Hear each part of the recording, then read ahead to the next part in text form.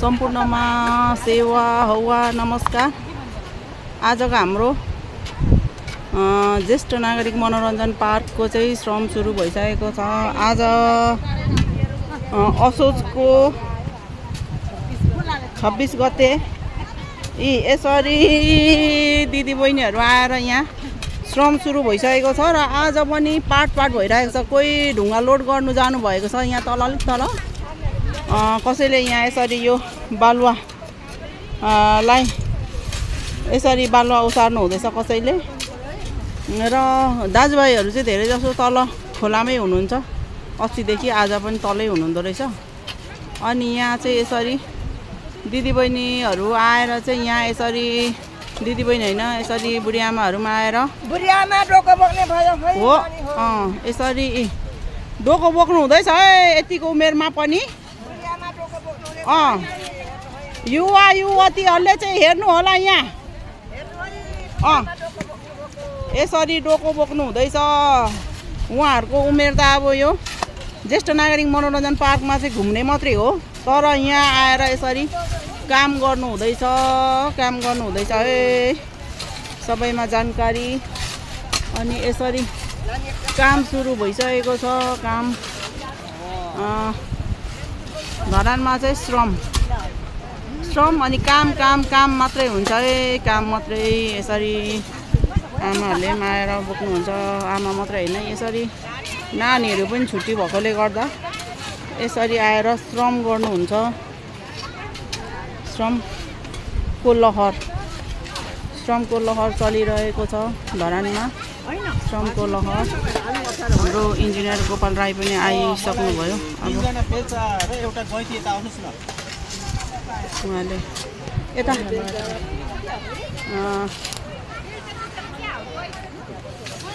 अब यो टिममा चाहिँ यसरी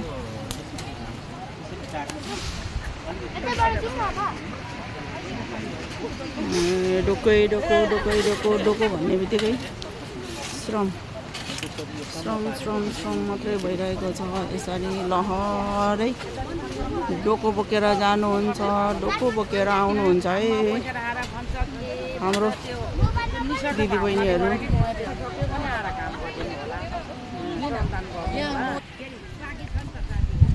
यसरी डोको बोकेर श्रम गरिरहनु भएको छ। डोको कोही धन्यवाद।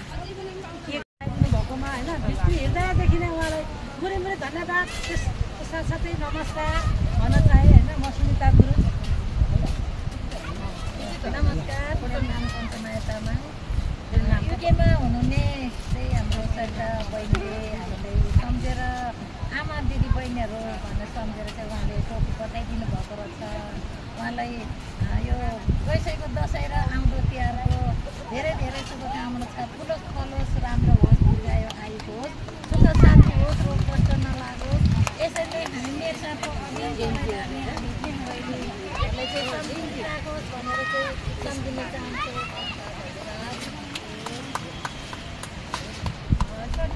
साथीलाई किशोर साथीलाई धन्यवाद। हामी चाहिँ राई लिम्बू र राई भन्छु, तर हाम्रो साथी पनि किशोर राई पनि साथी नै हो। त्यही भएर क्लासमेट दुईजनै हो। अनि साथीले चाहिँ हामीलाई सम्झेर चाहिँ दुईपल्ट भइसक्यो टोपी ल्याइदिएको। धेरै धेरै धन्यवाद। र बिचमा साथीलाई पनि हामीलाई सम्झेर साथीहरूलाई चाहिँ अब झोला, ज्याकेट, चस्मा, टोपीहरू सबै ल्याइदिइराखेको छ। साथीले पहिला पनि ल्याइदिएको थियो झोलाहरू। बिचमा साथीलाई पनि धेरै धेरै धन्यवाद। र एउटा चाहिँ यहाँ हाम्रो कृष्ण दिदी चाहिँ यहीँ हुनुहुन्छ है।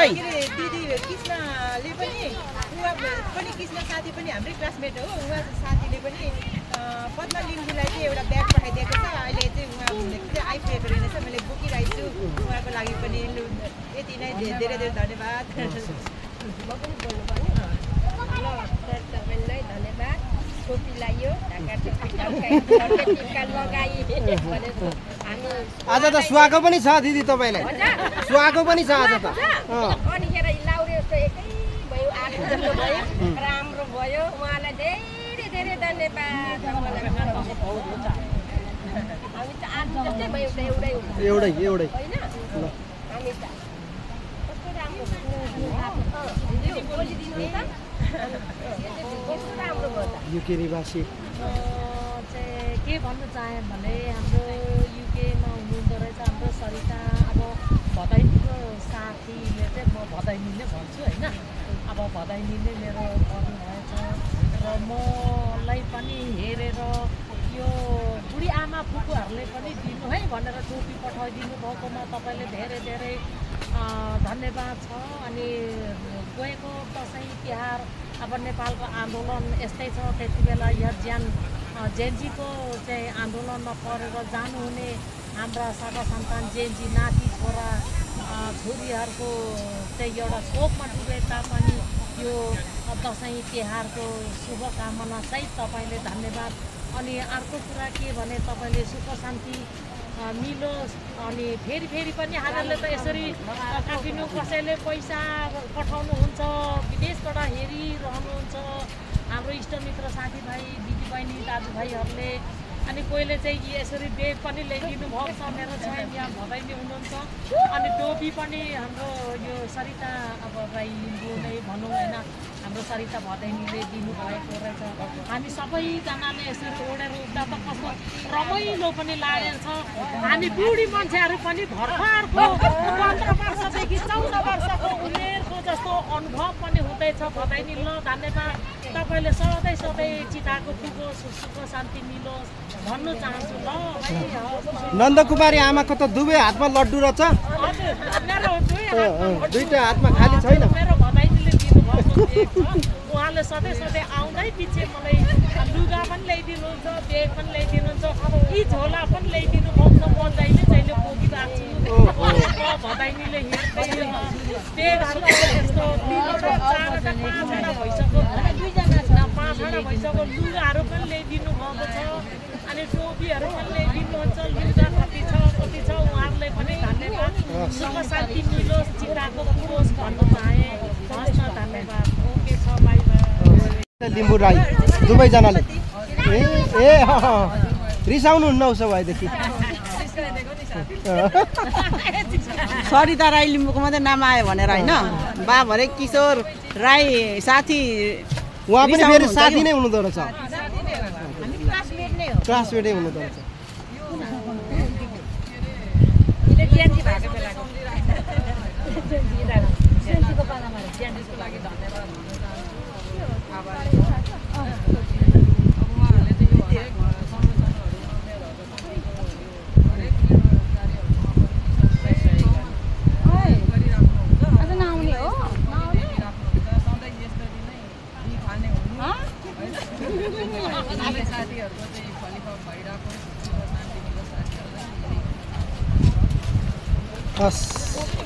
मेरो पनि त्यस अब किशोर साथी रिसाउनुहुन्छ होला तर सम्झेको चाहिँ छु हामीले यहाँ नाम मात्रै अलिकति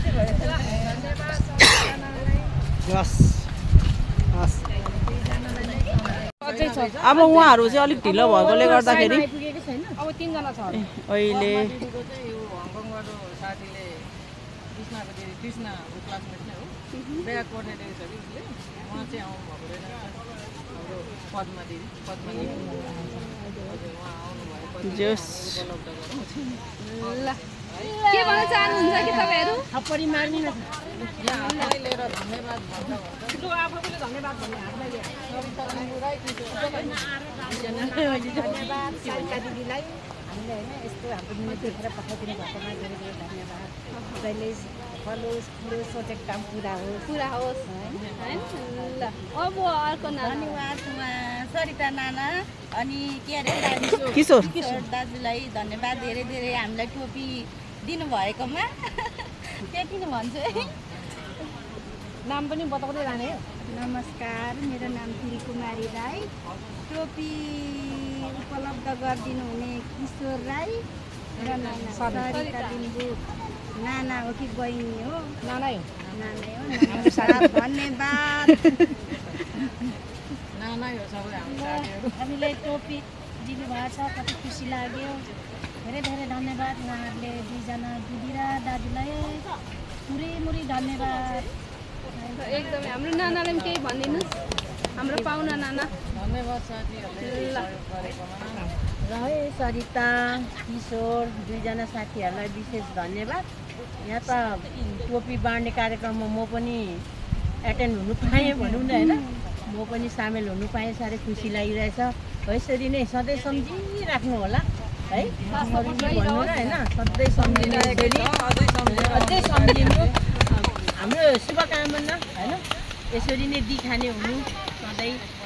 यहाँ उहाँहरूले श्रमदान गरेर काममा जानु भएको छ भने तपाईँहरूले उहाँको के अरे भनौँ न यो कामलाई एउटा अभियानले गर्दा नै हो हामी एकअर्कामा भेट भएर होइन यसरी माया बाँड्नु पाएको होइन। यो चाहिँ एकदम के भन्नु अब स्टिल होइन बढिरहेको थियो माया चाहिँ सधैँ।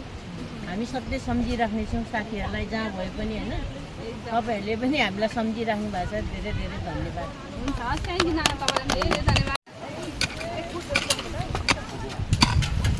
यहाँ चाहिँ इन्जिनियर गोपाल राईज्यूले आफै खनेर यसो गर्नुपर्छ भनेर यहाँ देखाउनु हुँदैछ है।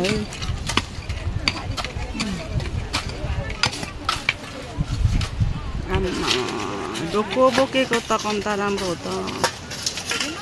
जाने जानु हुँदैछ, आउने आउनु हुँदैछ, लहर लहर लहर लहर डोकोको लहर। काम काम काम मात्रै हुँदैछ। यसरी फेरि यहाँ चाहिँ एउटा टिमले यसरी ढुङ्गा पास गर्नु हुँदैछ। काम काम मात्रै हे काम मात्रै हुँदैछ धरानमा।